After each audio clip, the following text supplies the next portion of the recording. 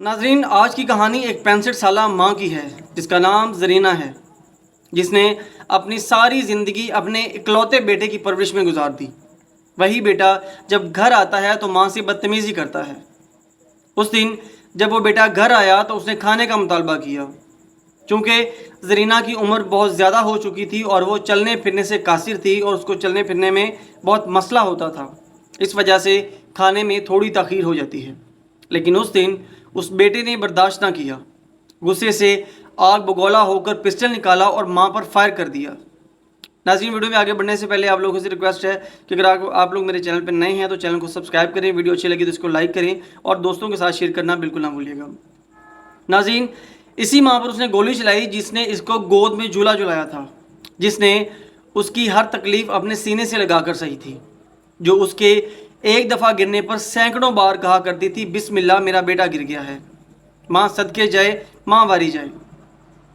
اور زرینہ اسی دن زمین پر گری، گھٹنوں کے بل، منہ کے بل، اور وہ بیٹا وہاں سے فوراً فرار ہو گیا۔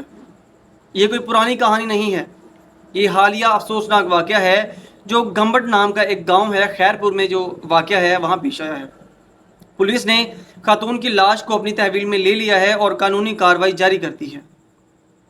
میں خود ایسے کئی واقعات کور کر چکا ہوں جہاں بیٹوں نے اپنی ہی ماں کو مار دیا یا اپنے ہی باپ کو یا پھر اپنے ہی بھائی کو مار دیا، صرف غصے میں آ کر، صرف انا میں آ کر۔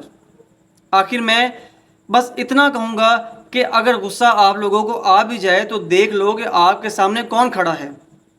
وہ ماں ہے جس نے تمہیں جنا ہے، تم نے ماں کو نہیں جنا، لیکن وہ تمہیں تب بھی دعا دیتی ہے جب تم اس پر ظلم کرتے ہو، اور ماں تو صرف ماں ہوتی ہے اور اس کا کوئی نعم البدل نہیں۔ ناظرین، یہ کوئی پہلا واقعہ نہیں ہے اور نہ ہی شاید آخری ہو، لیکن سوال یہ ہے کہ آخر یہ غصہ، یہ بے صبری ہمارے اندر کہاں سے آ گئی؟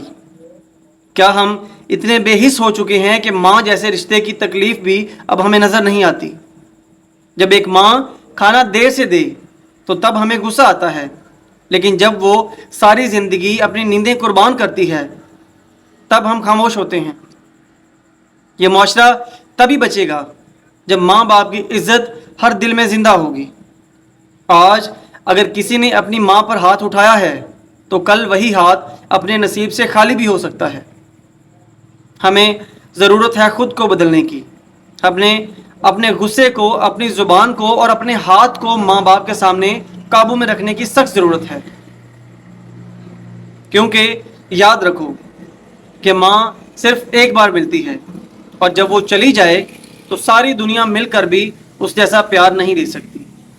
اب تک کے لیے صرف اتنا ہی تھا، ملتے ہیں انشاءاللہ کسی اگلی ویڈیو میں، تب تک کے لیے اللہ حافظ۔